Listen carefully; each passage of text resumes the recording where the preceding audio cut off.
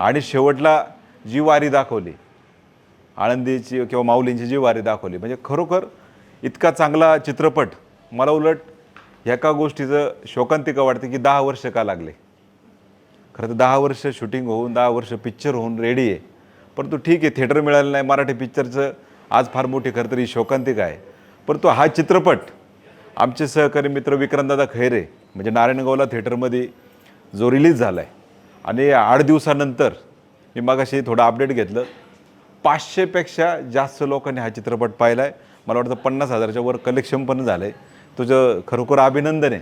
म्हणजे लोकांचा उत्स्फूर्तपणे प्रतिसाद या चित्रपटाला आपल्याला मिळाला आहे की योगेशवरचं जे प्रेम आहे खरं तर लोकांनी ते चित्रपटातून दाखवून दिलं आहे. योगेश, तू हिंमत हरू नको मित्रा, तू अजून एखादा चित्रपट कर, काय काळजी करू नको. जुन्नर तालुका तुझ्या पाठीशी, शिवजन्मभूमी तुझ्या पाठीशी.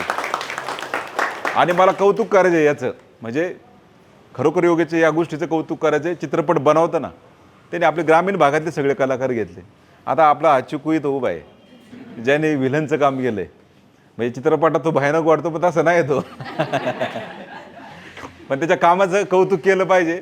खरोखर एक निगेटिव्ह रोल कसा असावा यांनी दाखवून दिलं. ग्रामीण भागातले आपले कलाकार खरोखर खूप भारी आहेत, फक्त त्यांना संधी मिळत नाही. परंतु धापच्या चित्रपटाच्या माध्यमातून योगेश तू सगळ्यांना संधी दिली.